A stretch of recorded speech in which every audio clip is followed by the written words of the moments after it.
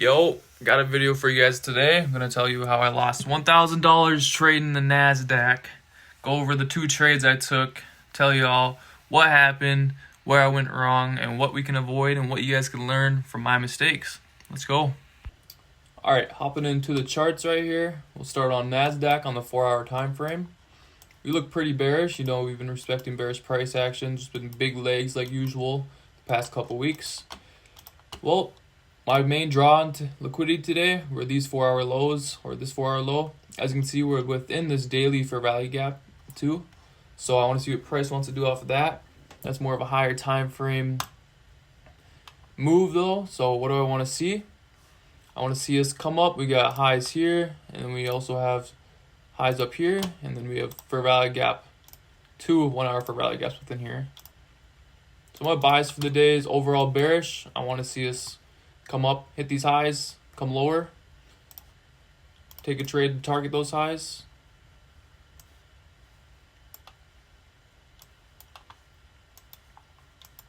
Take a trade to target those highs within there. Now let's drop down to the 15-minute. Yeah, we're still going down, so I'm overall bearish, targeting these lows the whole morning. And we'll see what market wants to do during pre-market.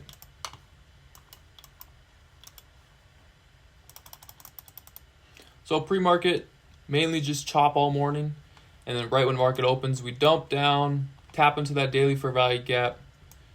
We chill within here for a little bit, and we're yet to hit these lows. We created this 1-minute fair value gap right here. I'm just reading price action at this moment. I'm seeing if we're going to respect this 1-minute fair value gap, what we want to do, what we're respecting, what we're disrespecting. And as you can see, we created a 5-minute fair value gap right here within pre-market and market open. We tap up into that 5-minute fair value gap, and we get a big dump. So that shows that we're still respecting bearish price action. And in my mind, I'll go back here. In my mind right here, at 9:40, right when that 5-minute candle closes, that would be a good trade to take because we are respecting this bearish fair value gap. We get a bearish close on it, and we're also still respecting this 1-minute fair value gap because we never closed above it. So I'm waiting, and I could have taken a trade right here. This is where I went wrong. This is where I was hesitant, and I never took that trade. Ended up dumping down to this 1-minute fair value gap right here, and me FOMOing into this trade, took it right here, stops above this inverse fair value gap, targeting these lows for a 1 to 2. A very tight stop on the 1-minute is not always the brightest decision. And as you can see, that 1-minute fair value gap, this 1-minute fair value gap right here, holds bullish. And in 1 minute, I'm out of this trade, losing $500. Not the brightest decision on my part. How could I have avoided this? Waiting for this candle to close, waiting to see and actually have an open mind, not letting my emotions get the best of me like I did. I FOMO'd into this trade. And that's why I got taken out within 1 minute and lost $500. So after that trade, I was pretty, distraught. Wouldn't say frustrated, but I was like, you know what? It's not the best trade idea. Don't know why I took it. I let the emotions get the best of me. We'll learn from that. All right, let's keep trading. That trade doesn't affect anything else. Let's keep waiting until the macro starts at least, which I should have done in the beginning because we got this big sell-off. I should have just waited for the macro. I still think these lows, these 4-hour lows, still want to be targeted just because it's a high time frame low and we're really close to it. What do we see? We come back up. Disrespect this 1-minute fair value gap. Create a 1-minute bullish fair value gap right here. Within this 5-minute fair value gap, and I'm thinking, you know what? If this 5-minute fair value gap holds bearish, I'll look to take a trade down lower because this could have just been an internal manipulation right here. And this was more of a valid setup for me. Within the macro,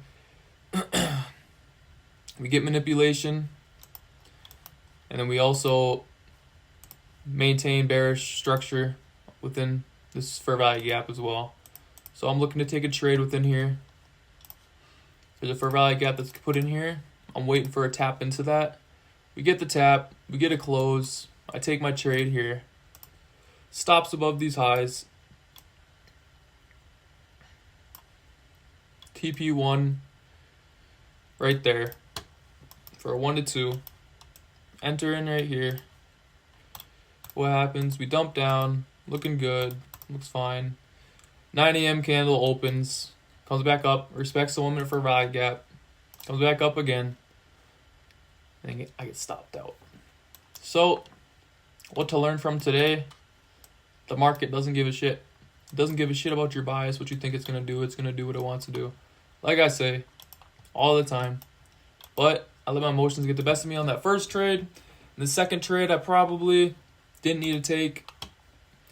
Like I said, if you go back in this video, as you know, these were my initial targets to take shorts off of, which we ended up hitting. If I can, I'll just get out of replay mode. Which we ended up hitting right now. I'm not taking any more trades today just because I am down $1,000, but that's all right. Even if there's a high probability setup coming up right now, I'm not gonna take it. It's good to chart it out though. If we get a break of structure right here, I'll wait and see what this does, but I'm not gonna take any more trades just because I took those 2 L's right away in the morning. And overall, done trading for the week. I'm gonna leave the week up. I'll show you guys my profits, and I switched over to Trade Locker. My funded one to switch and migrate, so I'm on Trade Locker now. I feel like I was itching to trade on Trade Locker. That's why I took that first trade. I took it on my phone.